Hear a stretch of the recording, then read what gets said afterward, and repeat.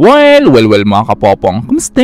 Well, honestly, maliban kasi dito sa 400 million pesos at iba pang mga kaperahan na pag-uusapan natin ngayon, ay mayroon muna akong isang mabilisang ipapaliwanag sa inyo, ha?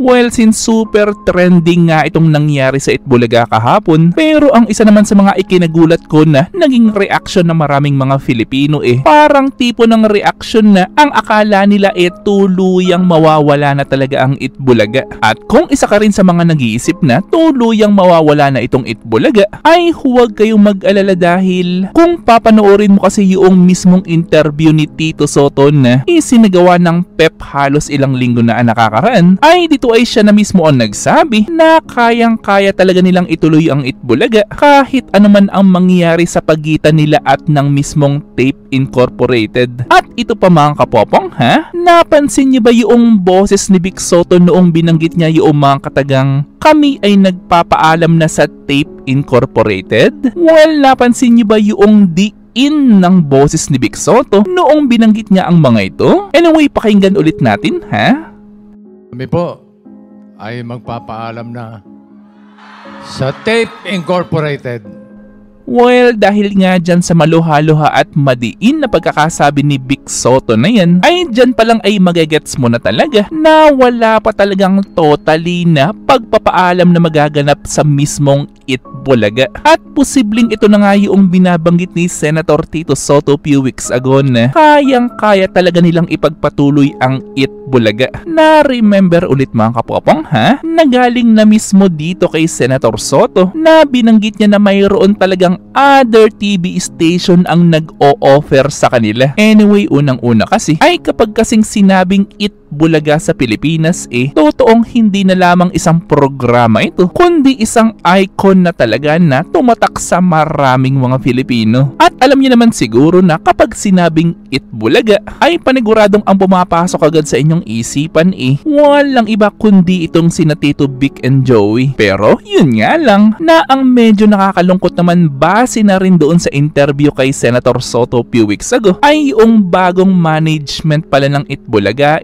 nagbabalak pala ng pag-alis ng ilang miyembro ng Dabber Cats at papalitan ito ng ibang artista. Pero sa tingin nyo ba papayag itong sina Tito Vic at Joey na aalisin yung mga co-host nila na sila mismo ang naging dahilan ng pagsikat ng mga ito? Well, syempre hindi. Na ang pinakamalaking katanungan naman ngayon na since nagsalita na itong sina Tito Vic at Joey na magpapaalam na sila sa Tape Incorporated, ay saan na ngayon lilipat ang Itbulaga? At sino kaya doon sa dalawang TV networks na binabanggit ni Tito Sotto ang pipiliin o napupusuan nilang lipatan? Well, syempre ang isa na nga sa mga posibleng TV network na kumuha o lipatan ng Dabber Cats walang iba syempre kundi ang TV5. Na remember mga kapopong, ha? Na marami na ring mga TV shows ang nagawa itong sina Vic Sotto at ng ilang Dabber Cats sa TV5 kahit noon pa man. Well, kaya't ngayon pa lang ay sinasabi ko na sa inyo na huwag kayong mag-alala dahil very soon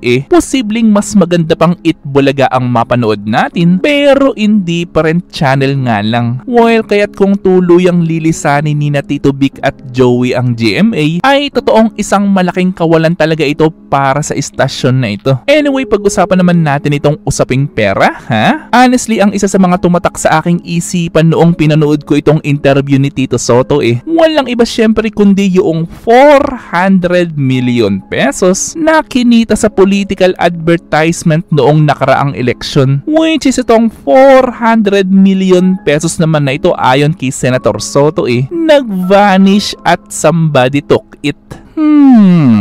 Saan kaya napunta yung 400 million pesos na kinita daw sa political ads noon? At upang magka-idea ka naman kung gaano nga ba karami o kung gaano nga ba kalaki itong 400 million pesos na ito, ay tingnan mo na lang itong nasa larawan na ito na kahit sabihin man nating nasa dolyares ang currency nito, ay actually wala pa ito sa kalahati noong 400 million pesos na yun. Or in short, super super laking pera talaga noon. Na yun nga lang na ayaw naman kay Senator Soto hindi na naman nila alam kung nasaan na yun. At kung papanoorin mo naman itong video ng PEP na ito, ay dito ay binanggit nila na hindi lang pala 30 million pesos ang sa wakas na nakuha ng sahod ni Vic Soto, kundi 43 million pesos pala. At yung 30 million pesos naman ito pala yung sahod ni Joey na nakuha na niya. Pero sakto, di ba? Dahil kung hindi pa lumabas sa media itong si Senator Soto, ay parang hindi pa makukuha ni na Vic at Joey yung iniintay nilang sahod na hindi pa pala na ibibigay sa kanila noon. Pero biruin mo talaga na 43 million pesos at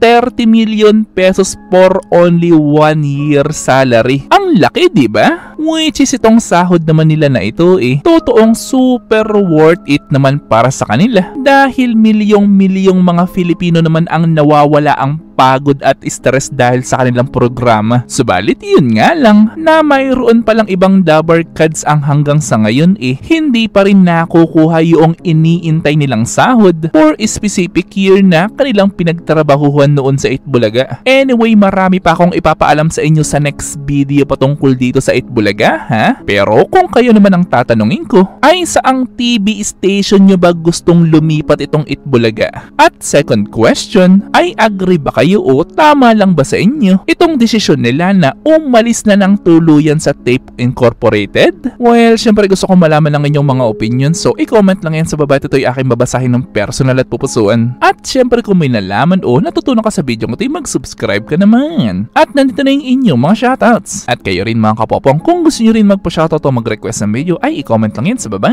At muli ito yung Teacher Popong na nagsasabing, Te Amo!